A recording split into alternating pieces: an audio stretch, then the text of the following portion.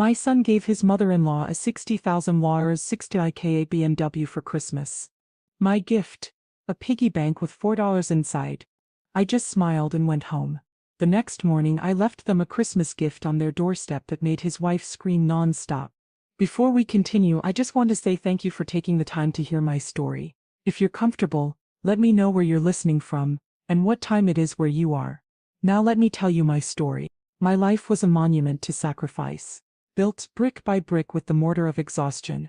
For 20 years after my husband Michael was taken from this world by a sickness that came on swift and cruel, I became a creature of perpetual motion. I was a custodian, a waitress and a stock clerk. A trinity of thankless invisible jobs that blurred into one long grueling shift. My days began before dawn in the echoing empty hallways of a downtown office building. The scent of industrial cleaner a harsh substitute for morning coffee. I would scrub the floors that had been scuffed by the expensive shoes of people who never knew my name. My own reflection a tired, fleeting ghost in the polished marble. From there I would rush to the corner diner, tying on a stained apron to spend 8 hours on my feet, serving plates of greasy eggs and lukewarm coffee to hurried, impatient customers, their small tips the difference between paying the electric bill and letting it slide for another week. My nights were spent under the harsh fluorescent glare of a 24-hour supermarket, my body aching as I lifted heavy boxes and stocked shelves with a mind-numbing repetition that was both a curse and a strange, quiet blessing. It was a life lived in the margins, a life of sore feet, an aching back, and the constant gnawing anxiety of a budget stretched to its breaking point. But I did it all for one reason, one single brilliant purpose that made all the sacrifice worthwhile. My son Dave, he was my masterpiece. The beautiful, intelligent boy I was determined to launch into a world that would never demand of him the sacrifices it had demanded of me. I funneled every spare dollar, every ounce of my depleted energy, into his education, into his future. I was building a rocket, and I was willing to be the fuel, to be utterly consumed, just to see him reach the stars. And he did. He soared. He went to college, then to law school, and he became a man of power and influence. A world away from the greasy spoons and dusty stockrooms of my own life. The pride I felt was a fierce, burning sun in my heart, a light so bright it blinded me to the slow, subtle and terrible changes that his ascent was working upon his soul. The disconnect between our worlds was a chasm that had been widening for years, a slow geological drift that had finally left us on opposite continents. I now lived in a small, government-subsidized senior apartment, a place of quiet, Spartan neatness that was both a blessing of affordability and a constant, stark reminder of my own modest station. My son David lived in a world I only saw in magazines. A world of glass houses, corporate jets and a beautiful, terrifyingly sophisticated wife named Vanessa Harrington. Her family, the Harringtons, were a dynasty, a name synonymous with old money and unshakable social standing. The phone calls from David were the primary evidence of this growing distance. They were brief, scheduled, and always felt like an item being checked off a very long to-do list. "Hi, Mom," his voice would say, always a little too loud, the background noise a symphony of his important life. The chatter of a busy airport lounge, the hum of a conference call, the clinking of glasses at some exclusive restaurant. He would ask how I was, but the question was a formality, a conversational placeholder before he launched into a breathless monologue about his own life. A big case he was working on. A new promotion, a trip he and Vanessa were planning. I would listen, my heart a painful mixture of pride and a deep aching loneliness.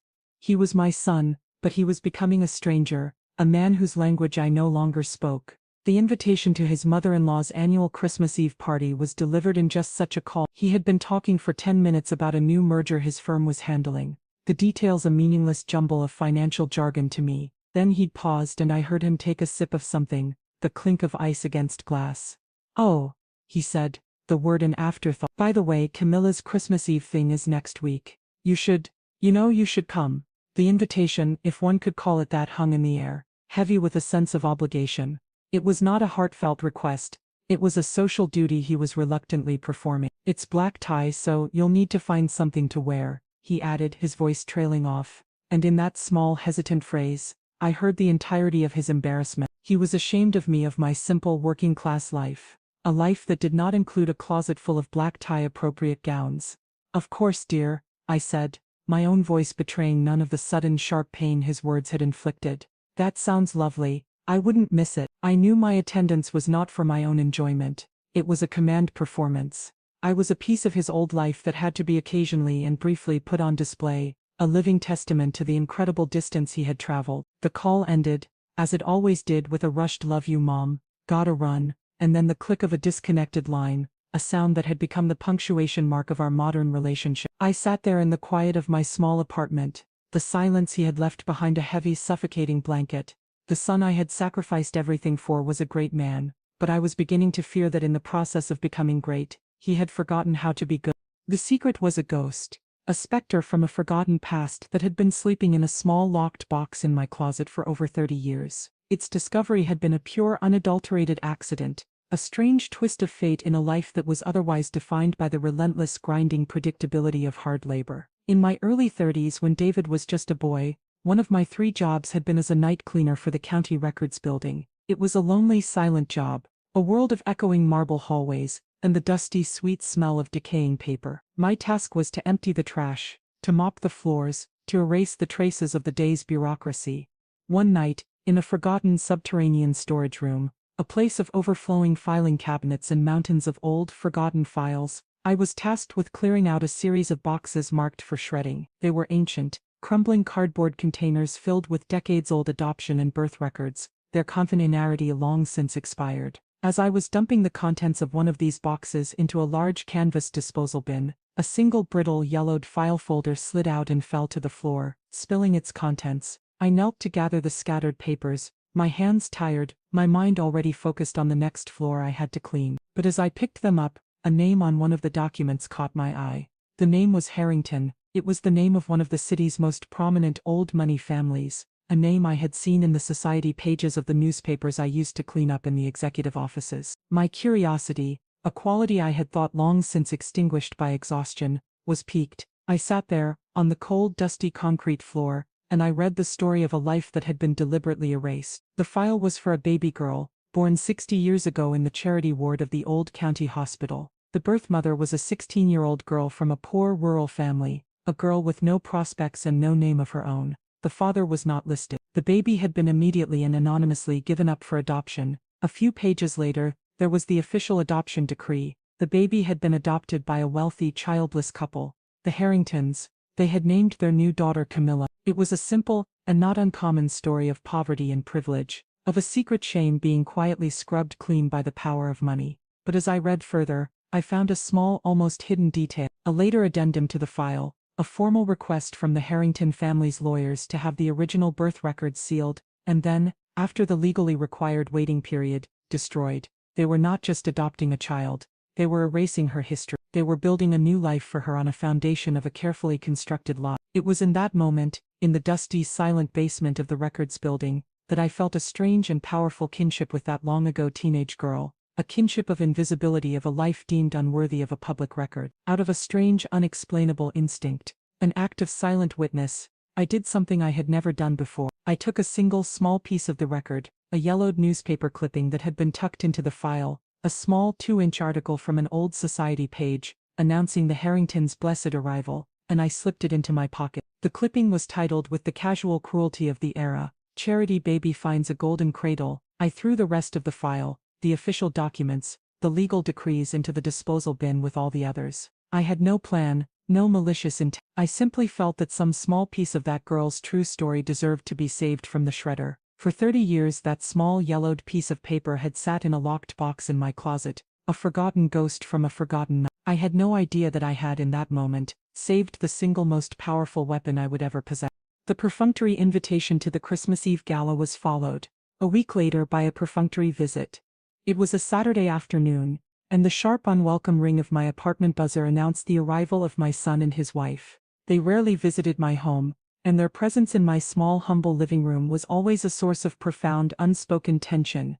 They looked like a pair of exotic, brightly colored birds that had accidentally flown into a sparrow's nest. David was dressed in expensive, tailored casual wear, and Vanessa was a vision of sleek, minimalist elegance, her designer handbag placed carefully on my worn armchair as if she were afraid it might catch a disease. Her eyes, as always, did a quick, dismissive sweep of my small apartment, her lips curled into a faint, almost imperceptible sneer. She did not see the love and the memories that filled this small space.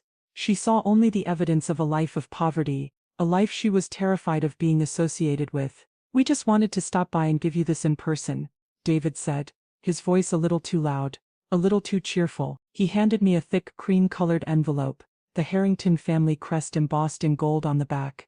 It was the official invitation, a piece of paper that had probably cost more than my weekly grocery budget. "It's going to be a wonderful party, Mom," he continued, avoiding my eyes. "Everyone is going to be there," Vanessa chimed in, her voice a smooth, melodious purr that did nothing to hide the condescension beneath it.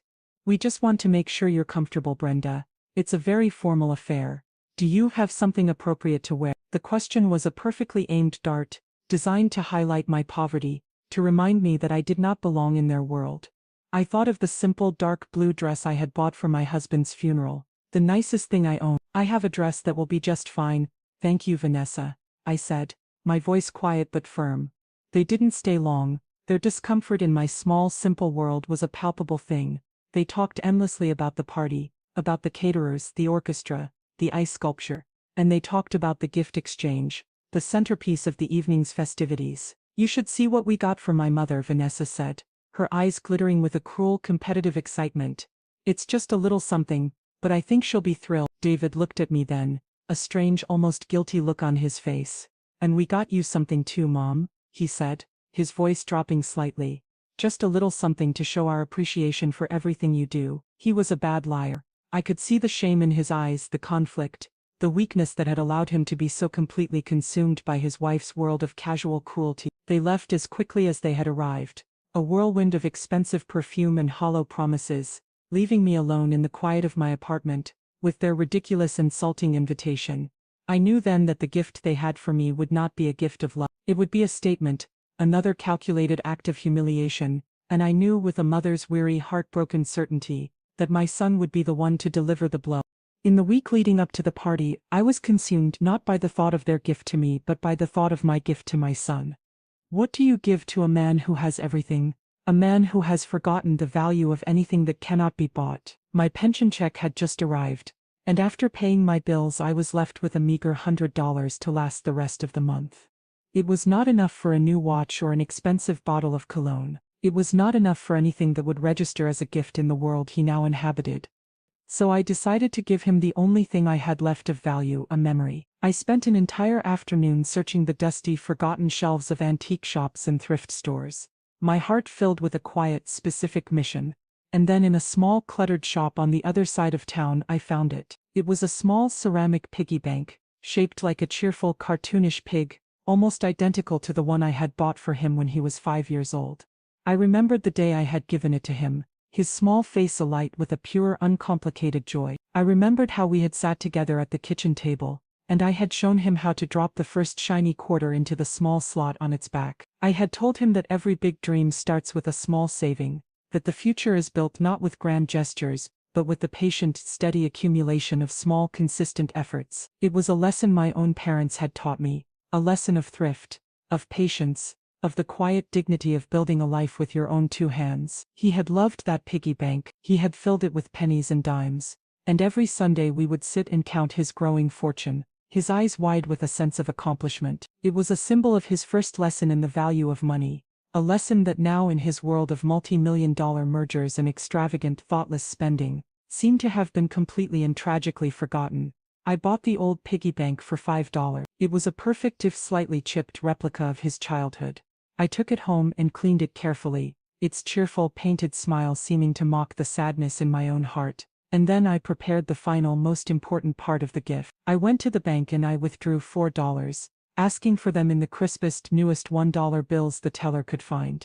I folded each one carefully and slipped it through the small slot in the pig's back. $4, one for each decade of his life.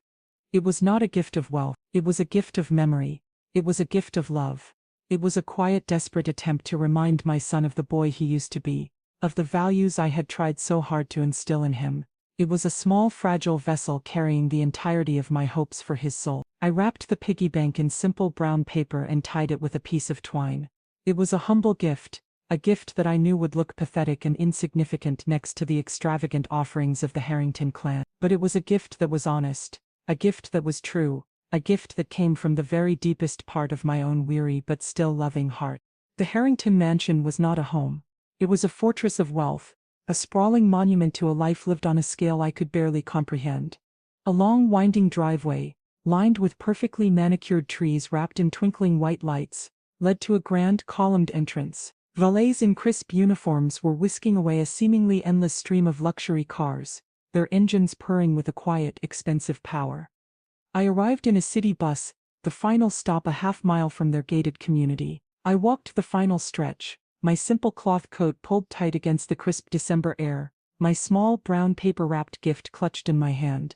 I felt like a character from a different story who had accidentally wandered onto the wrong set. The moment I stepped inside, I was hit by a wave of sensory overload. The sound of a live orchestra playing cheerful Christmas music, the sight of a towering Christmas tree dripping with crystal ornaments, the scent of pine and expensive perfume, and the overwhelming intimidating roar of 100 loud confident conversations. I was immediately and profoundly invisible. The guests, a glittering sea of couture gowns and bespoke tuxedos, looked through me as if I were a ghost. I was a small, quiet, gray sparrow that had accidentally flown into a cage of exotic, brightly colored peacocks. I finally spotted my son, David, across the grand ballroom. He was standing with a group of older, powerful-looking men, a glass of champagne in his hand, laughing at some joke. He looked like a king in his own right, his tuxedo perfectly tailored, his smile confident and easy. He looked in that moment like he had been born into this world, not like he had been raised in a small 2-bedroom apartment by a mother who had worked 3 jobs to keep food on the table. He did not see me. I made my way through the crowd, feeling a growing sense of dread, the small humble gift in my hand now feeling like a lead weight. Finally, I was close enough to catch his eye. For a fleeting second I saw a flicker of something in his expression, surprise, and then a subtle, almost imperceptible wave of annoyance. My presence was an inconvenience, an unwelcome reminder of a past he was so desperate to escape. He excused himself from his group, and came over to me, his smile a tight, forced performance. "Mom," he said, his voice a low, hurried whisper. "You made it." He gave me a quick, awkward one-armed hug, his body stiff, his eyes already scanning the room for his wife. It was the hug of a stranger, a social obligation to be dispensed with as quickly as possible. "Where's Vanessa?" he asked, his eyes finally landing on her, a vision in a shimmering backless emerald green dress, holding court with a group of equally glamorous women. We need to get ready for the gift exchange." He led me over to a small out-of-the-way corner, next to a large potted plant as if he were trying to hide me. "Just stay here, Mom," he said, his voice a mixture of apology and command. "We'll be starting in a few minutes." And then he was gone, disappearing back into the glittering, laughing crowd, leaving me alone in my corner, a forgotten ghost at my own son's magnificent feet. The gift exchange was the centerpiece of the evening, a carefully orchestrated piece of social theater designed to display the wealth and generosity of the Harrington clan. A large velvet-draped table was piled high with beautifully wrapped presents, a mountain of luxury goods from the most expensive stores in the city. Jonathan, Vanessa's father, acted as the master of ceremonies, his voice booming with a false jovial cheer. One by one, the guests were called up to receive their extravagant offerings: designer handbags, diamond earrings, expensive watches. It was a sickening, ostentatious display of a wealth so vast it had become meaningless. Finally, it was time for the family gifts. Vanessa's mother, Camilla, a woman who looked at me with an expression of polite, dismissive contempt, was the star of the show. With a grand, self-congratulatory speech about family and the spirit of giving, David took her by the hand and led her to the grand sweeping staircase. He gestured dramatically towards the front door. "For the woman who has given us so much," he declared, his voice ringing with a sincerity that was clearly reserved for his new family, "a small token of our love and appreciation." At his signal, the massive front doors swung open. There, in the sweeping circular driveway, sat a brand new, top-of-the-line pearl-white BMW, a giant ridiculous red bow tied around its hood. The crowd erupted in a chorus of gasps and applause. Camilla feigned a look of shocked, tearful surprise, though I could see in her eyes that she had been expecting nothing less. She hugged my son, a long, proprietary embrace, and then she turned to the crowd and took a bow, as if she were an actress accepting an award. The scene was so obscene, so grotesquely out of touch with the world-real hard-working people, that I felt a wave of profound, disorienting nausea. This was the man I had raised. This was the boy for whom I had sacrificed my youth, my health, my own small dream, and he had become this, a fawning sycophantic performer in a vulgar meaningless play. I wanted to disappear, I wanted to sink through the floor and vanish. But the play was not over, and the final act, I knew, was for me. After the applause for the car had finally died down, after Camilla had been sufficiently praised and celebrated, David turned his attention to me. He walked over to the gift table and picked up a small, carelessly wrapped box. It was my gift, the humble, brown paper-wrapped piggy bank, and it looked pathetic and absurd in his hand. He walked over to me, a strange, unreadable expression on his face. It was not kindness. It was not love. It was something colder, something hard. It was the look of a man about to perform a necessary if unpleasant execution. David stood before me, the small brown paper-wrapped box in his hand.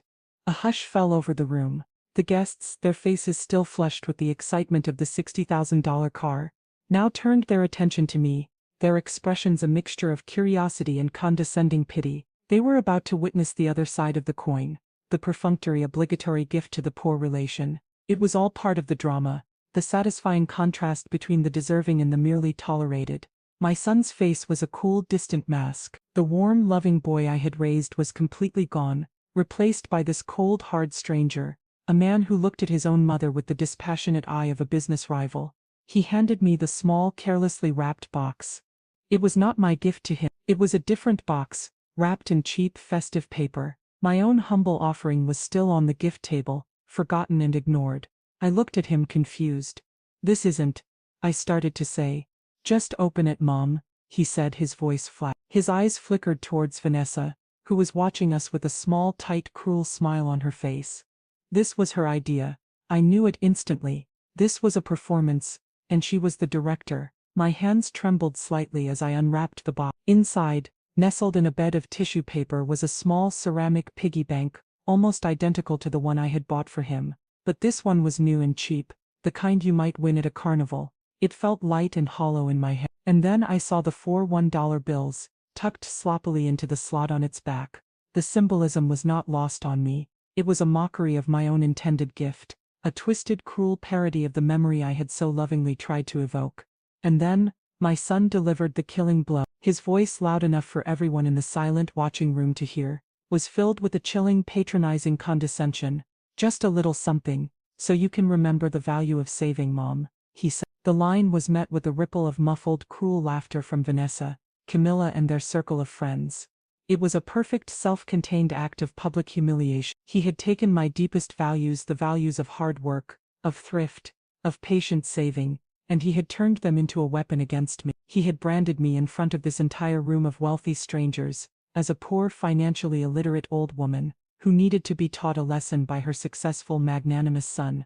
The shame was a physical thing, a hot, searing wave that washed over me, making my face burn and my vision swim. I looked at my son, at his cold, handsome face, and I saw a stranger, a man whose soul had been so completely corrupted by the hollow, glittering world he had chosen, that he was no longer capable of even recognizing his own cruelty. In that moment, as the sound of their soft, cruel laughter echoed in the vast, silent ballroom, something inside me broke. But it was not my spirit. It was the last fragile chain of maternal obligation that had kept me bound to him for all these years. The deep, aching hurt that had been my constant companion was suddenly blessedly gone, replaced by a profound and strangely liberating sense of cold, clear and absolute detachment. I looked at my son, at the laughing, contemptuous faces of his new family, and I felt nothing but a distant, analytical pity for their small, impoverished souls. I did not cry. I did not rage. I did not give them the satisfaction of a single visible crack in my composure. I looked down at the pathetic little piggy bank in my hands, and then I looked up at my son, and I smiled.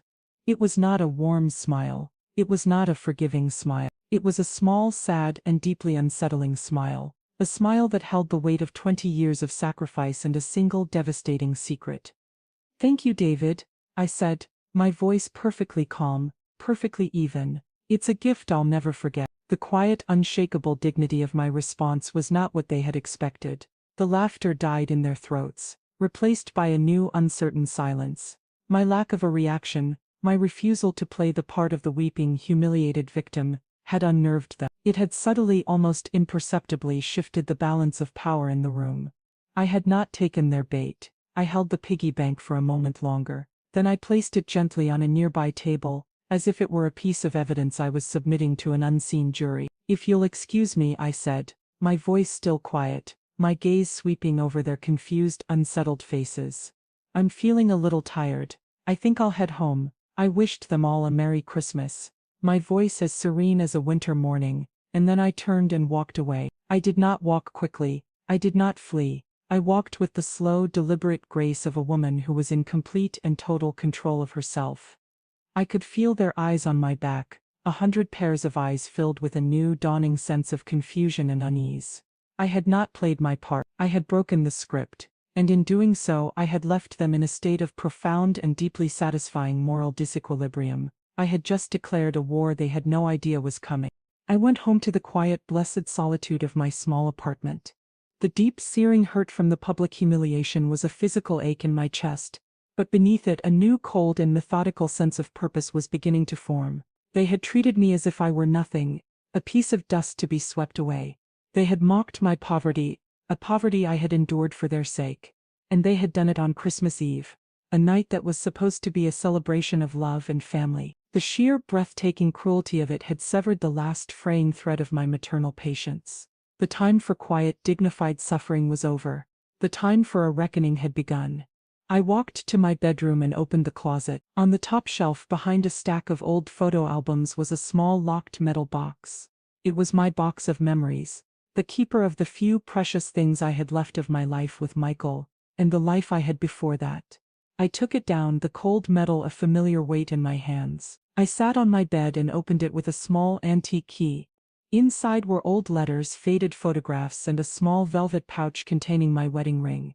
And at the very bottom, tucked away in a yellowed envelope, was the ghost that had been sleeping for 30 years. I took out the single, brittle piece of a 30-year-old adoption record, and the small, yellowed newspaper clipping that had been attached to it. I smoothed them out on my bedspread, the aged paper crinkling under my touch. "Charity Baby Finds a Golden Cradle." The headline was a masterpiece of cruel cosmic irony. Camilla Harrington, the proud, arrogant matriarch who had laughed at my poverty, had started her life as a nameless, abandoned infant in a charity ward, a secret so deep and so dark that it had been systematically erased from the public record. For 30 years I had kept this secret, not as a weapon but as a strange, sad piece of a forgotten story. I had never intended to use it, but they, in their arrogance, in their cruelty, had just given me a reason.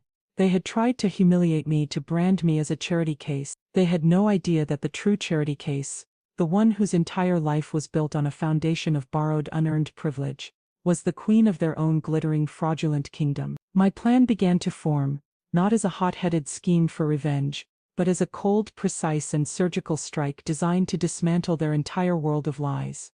I was not going to expose them to the tabloids.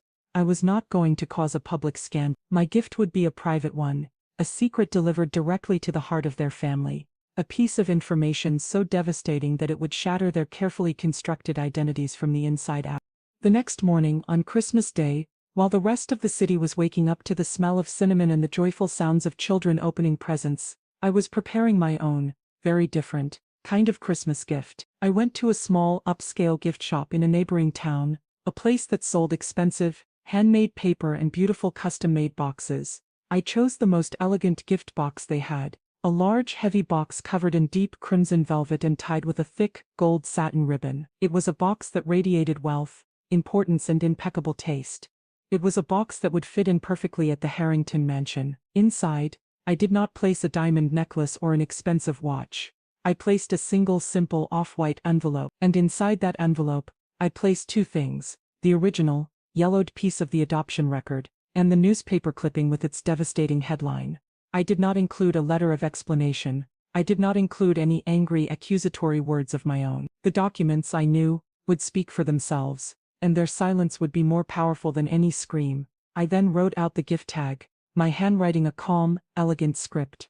It did not say Merry Christmas. It did not say to David and Vanessa. It was addressed to one person, the one person for whom this gift was truly intended. The tag read, simply, "For Camilla. So you never forget where you came from." The words were a quiet, deadly echo of my son's own cruel comment to me the night before. He had tried to remind me of the value of saving. I was about to remind his mother-in-law of the value of truth. The gift was a time bomb, a perfectly wrapped, elegantly presented instrument of total and absolute destruction. Early on Christmas morning, before the sun had fully risen, I took a bus back to the Harringtons' exclusive gated community. The streets were quiet and empty, a serene picture-perfect Christmas card scene. I walked the half-mile from the bus stop to their gates, the elegant crimson gift box held carefully in my hands. The security guard, the same one from the night before, looked at me with a mixture of pity and confusion, but he let me through. I walked up the long sweeping driveway of the Harrington mansion, the crisp morning air cold against my face. The house was quiet, its grand imposing facade still asleep. There were no signs of the raucous party from the night before, only a profound and strangely ominous silence. I walked up the grand stone steps to their oversized dark wood front door. I did not hesitate. I did not feel a flicker of doubt or remorse. I felt only the cold, calm certainty of a person who is delivering a long overdue and richly deserved consequence. I quietly placed the elegantly wrapped box directly in the center of their welcome mat, a perfect crimson square against the dark gray slate. I made sure the gold ribbon was perfectly tied, the gift tag facing up, its message clear and unavoidable. I rang the doorbell once, a single sharp chime that echoed in the silent morning air. And then I turned and walked away, my footsteps making no sound on the sweeping driveway. I disappeared back into the quiet tree-lined streets before anyone inside had even stirred. I had delivered my gift, I had planted the seed of truth, and I knew with an unshakable certainty that by the time I reached my own small quiet apartment, it would have already begun to bloom into a beautiful and terrible flower of chaos. The scene inside the Harrington mansion, as I later pieced it together from the fallout, was one of hungover self-congratulatory lethargy. The family after their triumphant party was gathered in the grand two-story living room, a sea of discarded wrapping paper and empty champagne glasses around them. They were basking in the afterglow of their own social success. Camilla still talking about her new car, Vanessa still gloating about my public humiliation. It was Vanessa who, annoyed by the unexpected chime of the doorbell, finally went to the door. She opened it to find the beautifully wrapped crimson gift box. Her first reaction was one of confused annoyance. She assumed it was a forgotten present from a guest, a straggler from the night before. Someone must have left this, she announced, bringing the box inside, her curiosity piqued by its expensive appearance. She placed it in the center of the room and the family gathered around, their expressions a mixture of greed and anticipation. David, my son, was there, a silent, uncomfortable-looking participant in their morning ritual. Vanessa was the one who read the tag. For Camilla, she read aloud, a slight frown creasing her brow. So you never forget where you came from. There was a moment of confused silence. The message was strange, vaguely threatening, but its meaning was not yet clear. Camilla laughed, a brittle, dismissive sound. How sentimental, she said, clearly assuming it was some sort of nostalgic gift from an old friend. Well, let's see what it is. With a sense of theatrical importance, Camilla untied the gold satin ribbon and lifted the lid of the velvet box. Inside there was no jewelry, no expensive perfume.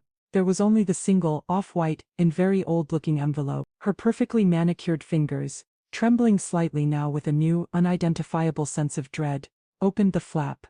She pulled out the two pieces of aged, yellowed paper. She looked first at the small newspaper clipping, her eyes scanning the headline, and then she looked at the piece of the official adoption record, at her own name, at the name of the hospital's charity ward, at the name of the destitute 16-year-old girl who was her birth mother. The reaction was not immediate. It was a slow dawning and utterly catastrophic implosion. The color drained from her face, leaving behind a pale, waxy mask of pure, unadulterated horror. Her mouth opened, but no sound came out. Her eyes, wide with a terror that was 60 years in the making, were fixed on the piece of paper in her hand. "Mother," Vanessa asked, her voice sharp with annoyance. "What is it? What's wrong?" Camilla didn't answer. She simply stood there frozen, as the entire carefully constructed foundation of her life, her identity, her social standing, dissolved into dust. And then, Vanessa, her patience gone, snatched the papers from her mother's trembling hand. She read them. Her own scream, when it finally came, was a raw, ragged and unending sound of pure, disbelieving horror. A scream that shattered the quiet of their perfect Christmas morning and signaled the absolute and total end of their world. The scream was the sound of a dynasty imploding. The immediate fallout was a chaotic, ugly storm of accusation and denial. Camilla Harrington, the proud, untouchable matriarch, collapsed, Not into a graceful swoon but into a heap of hysterical weeping sobs. Her life's great secret, the one upon which her entire identity had been built, was out. Her story of old money, of an unbroken line of powerful, respectable ancestors, was a complete and total lie. She was not a Harrington by birth, she was a Harrington by purchase. She was the charity baby, a fact that was now known by her daughter, the one person in the world whose opinion mattered most to her. Vanessa's reaction was not one of sympathy for her mother's pain, but of pure narcissistic rage. She was screaming not at the past but at the present. Her own identity, her own sense of superiority, was derived entirely from her mother's fraudulent one. To be the daughter of an heiress was her entire personality. To be the daughter of a woman who had been abandoned in a charity ward was an unthinkable soul-destroying demotion. She turned on her mother with a viciousness that was terrifying to behold, her words a torrent of cruel, ugly accusations. "You lied to me," she shrieked, her face a twisted mask of fury. "My entire life has been a lie. You let me look down on people like her," she spat, gesturing wildly as if I were there in the room with them. "And you were one of them all along." My son David was caught in the crossfire of this nuclear explosion. He stood there stunned into silence as the family he had so desperately tried to join, the family for whom he had sacrificed his own mother, revealed their true, ugly and pathetic nature. He watched as the woman he loved, the woman he saw as a paragon of class and sophistication, devolved into a screaming, hysterical shrew. He watched as the proud, powerful matriarch he so admired was reduced to a weeping, broken old woman. He saw, in that moment, the profound and rotten hollowness at the core of their glittering world. The beautiful, perfect facade had been ripped away, and what lay beneath was nothing but a foundation of lies, shame and a deep, gnawing insecurity. The shame in his own heart, the shame for his own cruelty, for his own blindness, was a slow, crushing wave. He had traded his own mother's unconditional, sacrificial love for this pathetic, fraudulent performance. The cost of his ambition, the true price of his admission into their world, was laid bare, and it was a price that was, he now knew, far, far too high. The epilogue to this story is not one of vengeance but of consequences. The Harrington family, without the unifying lie of their prestigious ancestry, fractured and fell apart. The carefully constructed image that had been the source of all their social standing was shattered, and with it their power, their friends, their connections, the entire shallow world they had built, all fell away, repelled by the stench of their newly exposed and very public hypocrisy. David and Vanessa's marriage, a union built not on love but on a shared desperate social ambition, did not survive the blast. They separated within a month, the beautiful cold glass house of their life together shattered into a million irreparable pieces. It was months later when David finally came to me. He did not call, he simply appeared at the door of my small, quiet apartment one rainy Tuesday afternoon. He looked older and tired, the arrogant, confident swagger completely gone, replaced by a quiet, profound and deeply weary sadness. He did not bring excuses, he did not bring gifts, he brought only a single tearful and heartfelt apology. We sat for hours in my small living room, and for the first time in years, we truly talked. He told me of his shame, of his regret, of the slow, insidious way he had allowed their world of money and status to poison his own soul. I did not offer him easy forgiveness. The wounds he had inflicted were too deep for that, but I did offer him a cup of tea. It was a small, simple gesture, a fragile, uncertain first step on the long, difficult road to a new kind of relationship, a relationship built not on obligation or guilt, but on the hard, painful and beautiful ground of the truth. My true victory was not the destruction of the Harringtons' reputation, nor was it the pain I had caused. It was this single, quiet moment. It was the return of my son, a broken, humbled man, who was, perhaps for the first time, ready to learn the true value of a mother's love. The piggy bank was a lesson after all, but it was not for me, it was for him, and it had cost him everything to finally understand its worth. Thanks for listening. Don't forget to subscribe and feel free to share your story in the comments. Your voice matters.